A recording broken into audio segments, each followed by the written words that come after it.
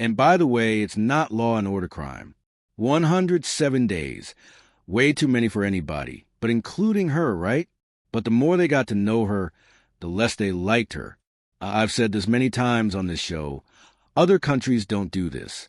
They don't have years to run. They call an election, and they have an election in a month. Yeah, and nor the influence of money. We should do that. That's going to be hard to get rid of. I tried, but it's like you don't need 100 days. You need 107 days. You tell people your plan. This is what I am for. This is my thing. You're selling something. You're selling a vacuum cleaner. If I'm selling a vacuum cleaner, I'll tell you why I think it's best. Am I going to tell you every goddamn day for 2 years? Did I tell you about the attachment that gets under the yeah? You did. You told me 1,000 times.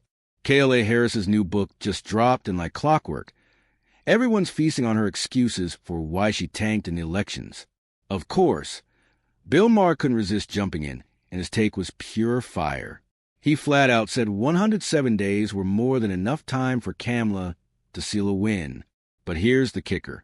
Ma also exposed some serious untruths buried in her pages. Buckle up. This one's going to sting, and you don't want to miss it. The violence and the crime.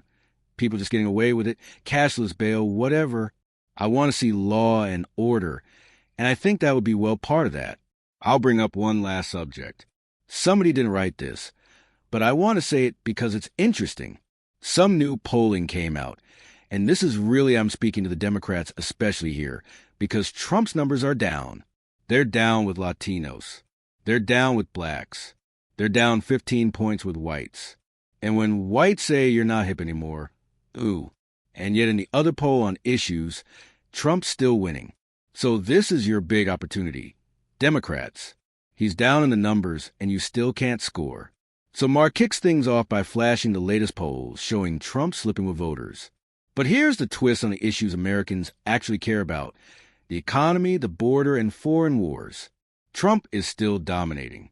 Maher argues this should be the Democrats' golden opportunity to regroup, recalibrate, and score some real wins.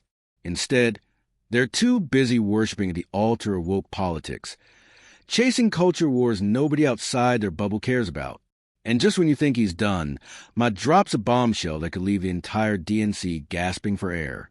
When they ask who has a better plan, Republicans crushing it on crime, immigration, wars, the economy, even corruption. Democrats win by 2 points on respect for democracy. Now, some of this is just because people are _ stupid. 2 points on respect for democracy. Democrats win on health care, environment, women's rights, respect for. But on those issues, I bet you that are the big ones that they vote on more. Crime, immigration, wars, economy, corruption. So that's a takeaway. Interestingly, the Democrats aren't even living up to their own name. You'd think that on the issue of democracy, the very principle they claim to champion, the DNC would be leading by a landslide. But that's not the case. Shockingly, Republicans are closing the gap, and in some polls even overtaking them on questions of who better represents democratic values. That's not just a red flag. It's a full-blown siren. It suggests the Democratic Party is losing its grip on its core identity, the very foundation that once energized its base and set it apart. Instead of building trust with voters through consistent principles, the party has become entangled in identity politics, virtue signaling, and endless infighting. The result? Americans no longer see them as the automatic guardians of democracy. If this trajectory continues, the Democrats aren't just facing defeat at the polls. They're staring down the path to political extinction. The only thing the Democratic Party stand for today is opposition to Donald Trump. Yeah, and I just read Kamala Harris's new book, 107. No, you didn't. I did. No, you didn't. I'll say a lot of lies on this show. But I will not accept that. I thought you might ask me about it. That's what I had to read. But the point is it's like, as you probably know, it's like a diary of what happened. But I was looking for okay, and what's the plan for the future? There wasn't any. And she's just indicative of the party at large. The DNC seems to have no action plan whatsoever other than obsessively criticizing and opposing Donald Trump at every turn, even on the pettiest, most irrelevant issues. beyond the constant attacks. There's no clear strategy, no vision, no unifying message that tells voters why they should trust Democrats with power. And that void becomes even more glaring when you look at Kamala Harris. After losing an election and then writing a book, you'd expect some deep reflection, a sober acknowledgement of mistakes, and a blueprint for how to do better next time. That would have been a mature, strategic move, something that could inspire confidence. But instead, the book offered none of that. No roadmap, no action plan, just recycled talking points and self-justification. It's symptomatic of a larger problem within the DNC, a party stuck in denial, living off outrage while offering voters nothing concrete for the future. And by the way, that's one of the reasons she lost. She's rewriting history in the book, too. She's now against men and women's sports. Like, come on. Like, they tried to dismantle title and against women when she was vice president, right? I mean, that's just one of many examples. She could have had 701 days and would have still lost that race. But you're right, the data says it's its cost of living, it's inflation, it's immigration, illegal immigration, all those things. Everything else is at the bottom. Kamala Harris seems to be slowly backing away from the woke politics that helped sink her political career. On the surface, that looks like progress. Finally, she's learning some lessons. But here's the problem. Instead of owning up to her past mistakes, she's trying to rewrite history.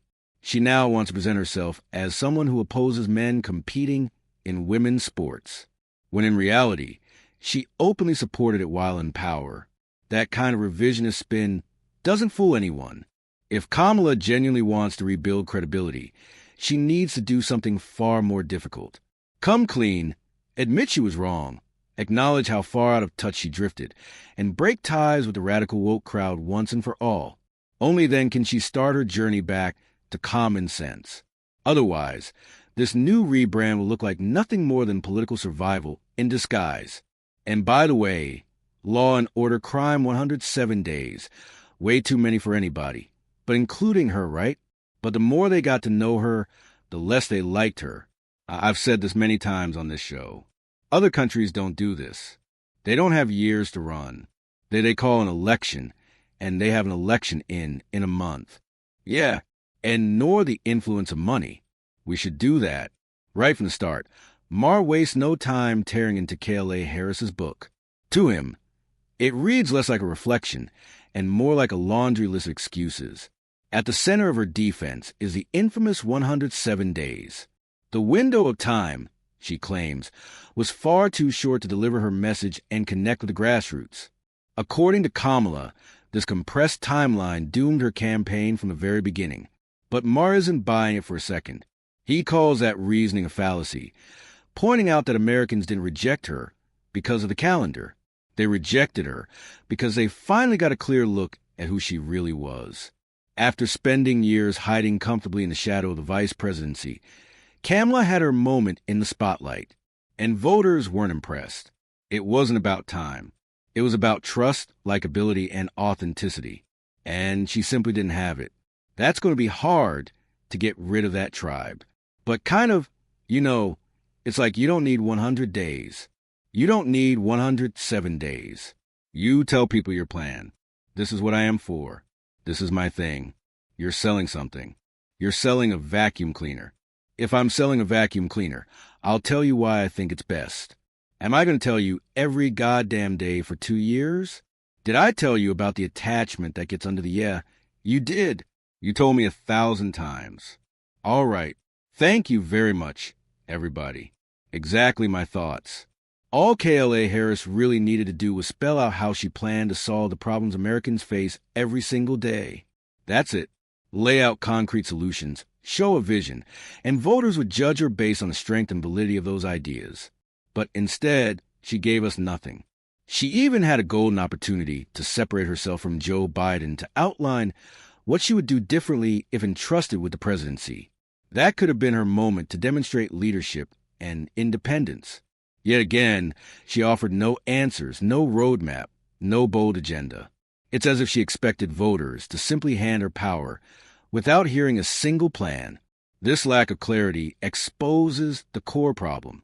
KamalaHarris doesn't have a clear message, a distinct identity, or credible solutions. And without those, no amount of campaigning can rescue her. You know, you're the first woman elected vice president. You're a black woman and a South Asian woman, elected to that high office, very nearly elected president. To say that he couldn't be on the ticket effectively because he was gay is hard to hear.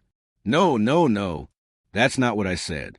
That's that he couldn't be on the ticket because, it is what you said. My point, and as I write in the book, is that I was clear that in 107 days, in one of the most hotly contested elections for President of the United States, against someone like Donald Trump who knows no floor, to be a black woman running for President of the United States, and as a vice presidential running mate, a gay man with the stakes being so high, it made me very sad. But I also realized it would be a real risk. And that right, there is exactly what Bill Maher is hammering on, the blatant untruth from KamalaHarris. In her own book, she explicitly wrote that she didn't pick Pete Buttigieg as her running mate because he was gay. Those are her words in black and white. Yet, when Rachel Maddow pressed her to explain the statement, Kamala backtracked and claimed that's not what she meant, or worse, that's not what she even wrote. That kind of contradiction is political quicksand. If she can't stand by her own words printed for the world to see, how can Americans possibly trust her to stand firm on matters of policy or leadership? Maher's point is simple, but devastating. It's not just about the bad decisions of her campaign. It's about credibility. And KamalaHarris is hemorrhaging it with every excuse, every contradiction, and every attempt to rewrite her own history. This is what she said about New York mayoral hopeful and radical hard leftist Zohran Mamdani. What do you think of him and his candidacy? And what do you think of mainline Democratic shyness and agitation about the prospect that he's going to win? Look, as far as I'm concerned, he's a Democratic nominee and he should be supported. Do you endorse his candidacy? I support the Democrat in the race. Sure. Look, if you thought Kamala had acquired some wisdom, some class, and perspective in the months since she was resoundingly beaten by President Trump, well, you'd be disappointed. All she revealed overnight is that she's a frightful bigot. I couldn't agree more. And that's exactly why Kamala Harris went down in flames during the 2024 elections. At the heart of her failure is a simple truth. Kamala can't stand up for anything. She doesn't take bold stances. She doesn't commit to principles, and she rarely offers a clear direction. Just listen to her response on Zohran Mamdani's candidacy in New York.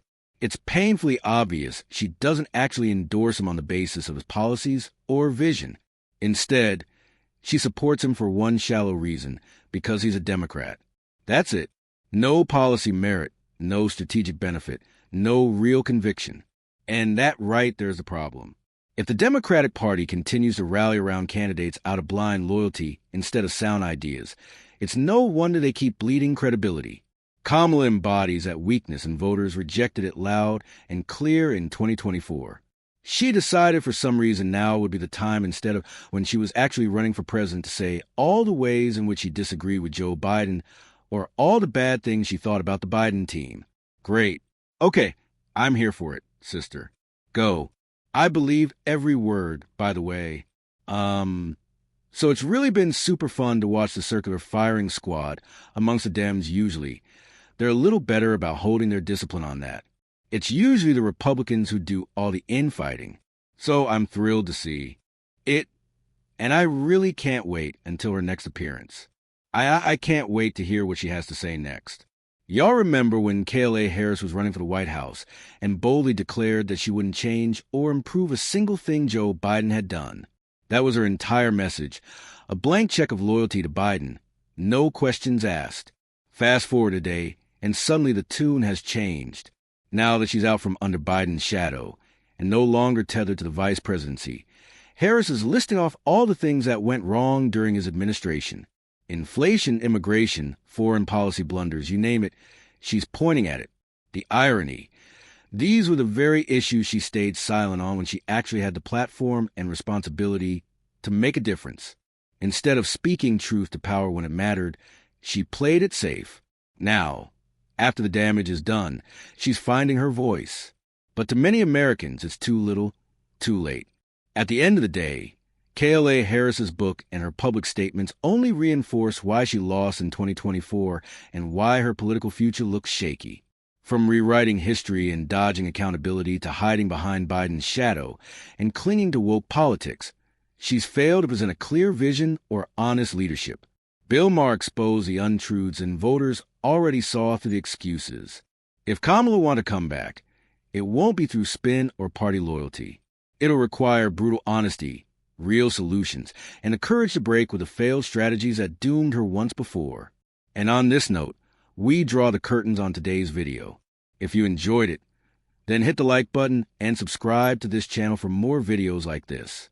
Thanks for watching, and I'll see you in the next.